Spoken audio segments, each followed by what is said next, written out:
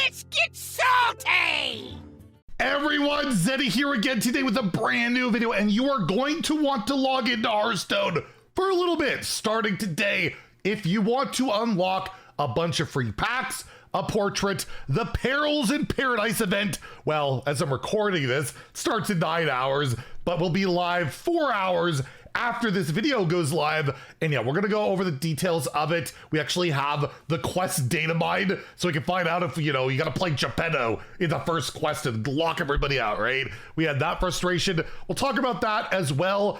There's also like a stealth secret like update to card backs in the client. Old card backs you can get without spending money in the game that you may have missed out on, that you might be completely unaware of, as well as I just want to talk about a little bit some controversy surrounding like the servers reopening in China and players getting stuff. I just want to talk about that because there's like a really cool coin and card back we're probably going to miss out on, but there's just been a little bit of weirdness around it. So I want to talk about that at the end of the video. And as always, if you enjoy the content on the channel, feel like I've earned your subscription, please hit that sub button down below. Give the video a like, it helps us out a lot as we're on the road to 85,000 subscribers. So when we take a look here, we have this new in-game event. I laughed, I noted the packs were wrong on this.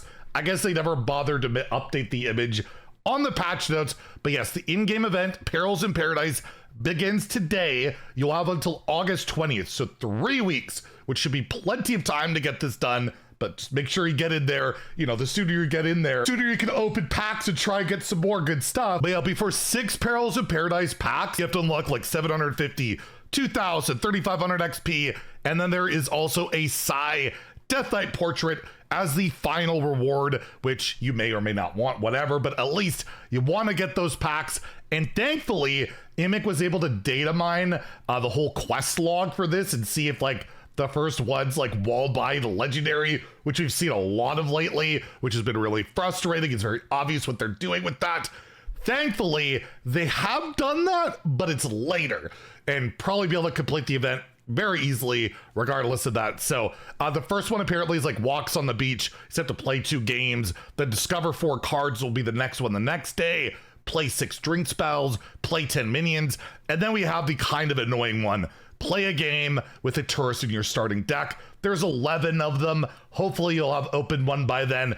If not, you're very likely pretty easily gonna be able to complete this event anyways. And then it's like deal 100 damage, win a game, which I don't know if I'll be able to do that one. That one might be kind of impossible. I'll try my best. Well, I have to play ladder to do that, right? So that event goes live today. Just want to make sure you don't miss out on it. It's, you know, free resources are always hard to come by, and I did want to mention that. What I also wanted to mention, in the game right now, I'm on my EU account, which I haven't played in years and years.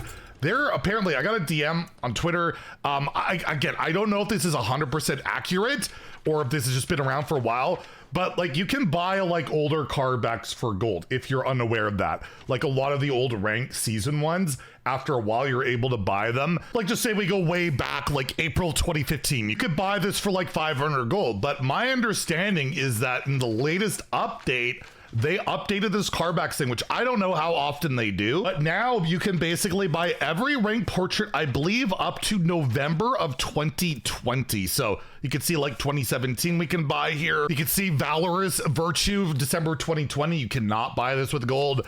But then the next one, Autumn Leaf, up to November 2020, you can buy with gold. And you might not be aware this feature exists in the game. Might be something you want to take a look at. Obviously, you might want to save that gold for packs or whatever, but it's just something that was updated that I didn't see any documentation on, and thanks to that Twitter user for letting me know. And there's just another little thing that I feel like a lot of people aren't aware of. Like a lot of the old skins, right, you can't get once they're gone. There's that whole FOMO thing. Arfis isn't in the shop anymore. You can't purchase him in any way. The whole FOMO thing. But with these big epic premium portraits, let's say, oh god, he's nightmare fuel, we'll take a look, but Arthas Amenethal, you can actually at any time buy it for like 2,500 runestones. You cannot acquire these for gold. It's money only, which you have to buy the runes. It's a stupid system that I still don't understand why they really did it. But yeah, if you missed out, like one of the more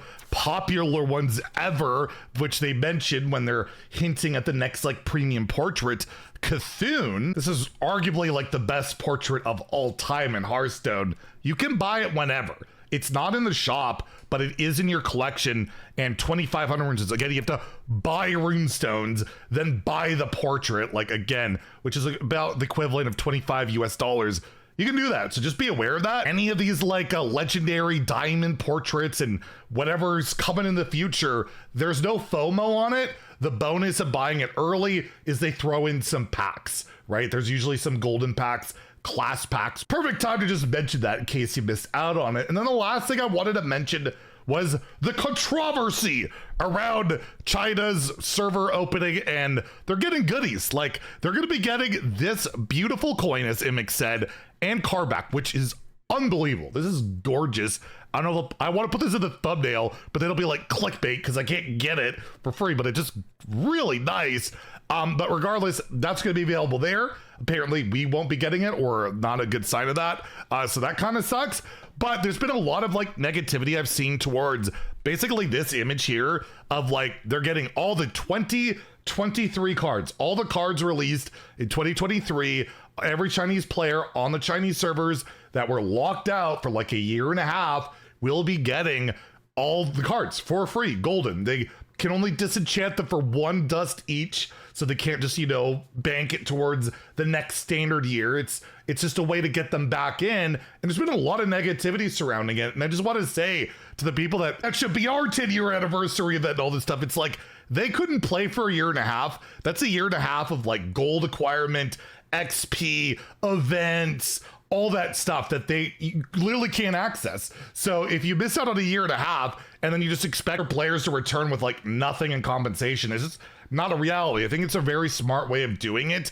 And I like the comment that Imik highlighted here that were in the forums of, let's be honest here, Blizzard screwed them over by not letting them be able to play in their own region for 2 years. Without these return bonuses, they would only have the core set to build anything with. In that case, why in the hell would I ever want to return and start over from nothing? I'm playing where my collection is, and if that's on the EU servers, if I'm on NA, then so be it. All these big free goodies is the least they could do to encourage Chinese players to return to Chinese servers, and they sort of had to go big. Otherwise, players will disregard this and either A, continue not playing the game, or B, which is a big fear for a lot of us arena players and stuff, continue playing in non-Chinese regions. You want them to go back to their region, and the best way to do that is to give an offer too good to refuse. So I'm kind of in agreement with that. I saw a lot of comments about when we had the good news in Hearthstone, a lot of like, what's the good news? I think, you know, a whole community being able to play the game that we all enjoy is good news, but also, yeah, increased player base, revenue. Maybe they can even afford a new board if the Chinese support is good enough. Let's be real. They're just using that as an excuse. We're gonna be stuck with that one new board a year. But anyways, just thought I'd talk about that. And I think tomorrow we might give you guys some updated deck lists. There's a lot of stuff going on in the standard meta, and it's been about a week since the expansion launch, so we might have a new best decks video, so stay tuned for that and maybe some gameplay later today. If you enjoyed the video, please like and subscribe. Have a great day and stay salty, my friends.